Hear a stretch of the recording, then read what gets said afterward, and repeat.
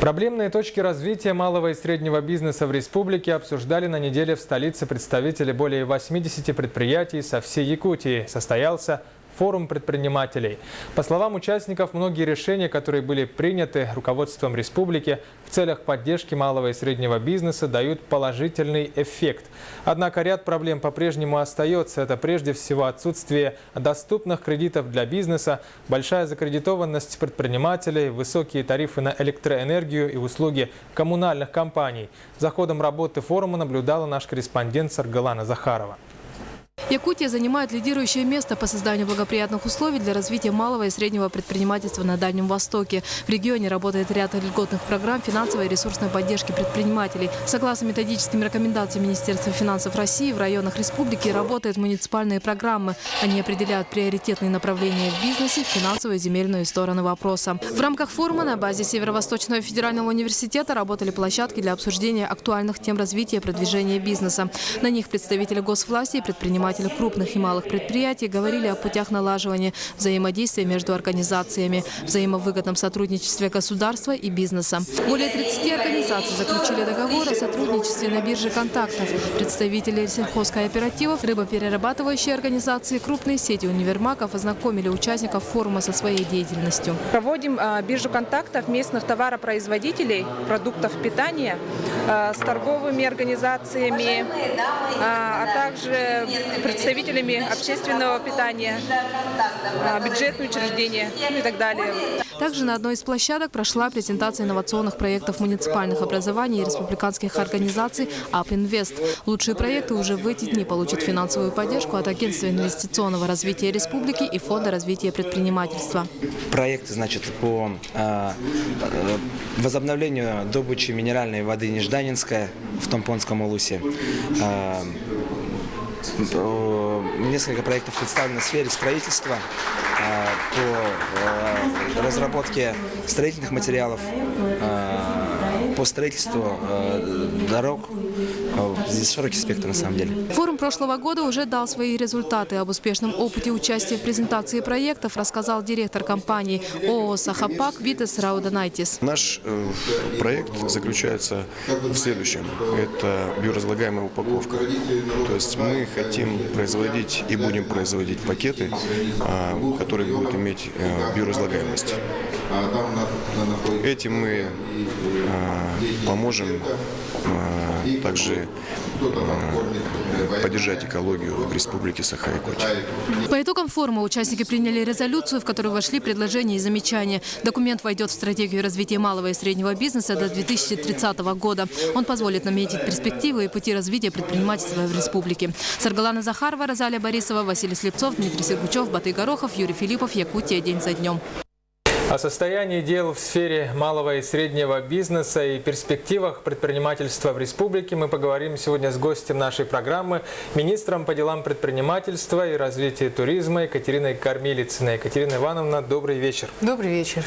Конечно же, мы прежде всего с вами поговорим о настоящем и будущем в сфере предпринимательства в республике, но, пожалуй, начнем с общих итогов форума предпринимателей.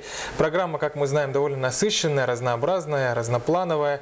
Остановимся на самых основных и главных моментах, по вашему мнению, пожалуйста. Вы абсолютно правильно отметили, что программа насыщенная, и потому как она насыщенная, именно потому что проблем у бизнеса немало. Какие проблемы, вы хотите меня спросить, особенно волнуют предпринимателей, что сдерживает? Да. Наверное, мы скажем, что общая экономическая ситуация, которая ограничила возможности сегодня в доступности к кредитным ресурсам, это один из факторов, который особенно звучал в рамках форума. Так. И он больше присущ сегодня северным территориям, где наши кредитные учреждения, ранее более активно работавшие, ушли оттуда. Я имею в виду Сбербанк, я имею в виду ограниченность работы Россельхозбанка. И поэтому вот этот вопрос, с одной стороны, их там нет, а с другой стороны, там, где и есть, получить кредиты очень сложно. Они стали дорогими, еще дороже. И поэтому сегодня новые способы решения этих вопросов с участием нашего многофункционального центра, нашего центра предпринимательства и тех институтов развития, которые сегодня есть у нас в республике, мы обсуждали и выстраивали цепочку взаимоотношений. Конечно, очень много было вопросов сегодня о развитии конкуренции, о возможностях развития конкуренции даже с государственными структурами, с государственными унитарными предприятиями. Потому как сегодня, имея довольно ограниченный рынок, бизнесу и в этом вопросе тоже нужны равные условия. Много вопросов обсуждалось и по участию монополий или их возможностей. Я имею в виду монополии энергетические, это газовые, это вопросы, которые особенно сегодня важны для предпринимателей и с точки зрения возможности подключения к этим ресурсам, энергоресурсам, и с точки зрения их стоимости. Вот это и многие-многие другие вопросы, отраслевые вопросы. Это вопросы, скажем, и сегодня возможности конкуренции в отдельных отраслях, скажем, в сфере IT-технологий, информационных ресурсов. Уже эти сферы мы рассматриваем тоже сегодня возможности участия в них малого бизнеса. Совсем по-другому сегодня есть необходимость участия бизнеса в социальном предпринимательстве, в социальной сфере. Это и частные детские сады, это и медицина. И вот эти направления особенно подчеркнул и глава республики, что здесь больше нужно бизнесу быть. Здесь больше нужно участвовать сегодня и решать социальные заказы населения, в том числе предпринимательскому сообществу. Полезные виды для населения. Да, нужные для населения направления работы. И они нуждаются сегодня и в обучении, и в продвижении, и, конечно же, в поддержке. Екатерина Ивановна, недавно в республику приезжал бизнес-омбудсмен России Борис Титов. В интервью нашему телеканалу он заявил, что из сложившейся кризисной сложной обстановки страну может вытащить только бизнес, только работа, сфера предпринимательства. Мы знаем, что в республике идет активная поддержка сферы бизнеса, малого, среднего, крупного.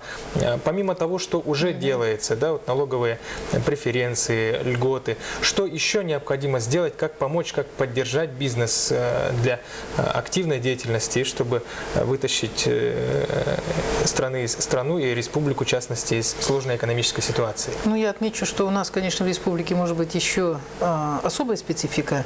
Мы же ресурсно-добывающая республика, и у нас, конечно, присутствие крупного бизнеса и его вклад в развитие экономики региона, республики, да, в общем-то, и страны, он очень существенен.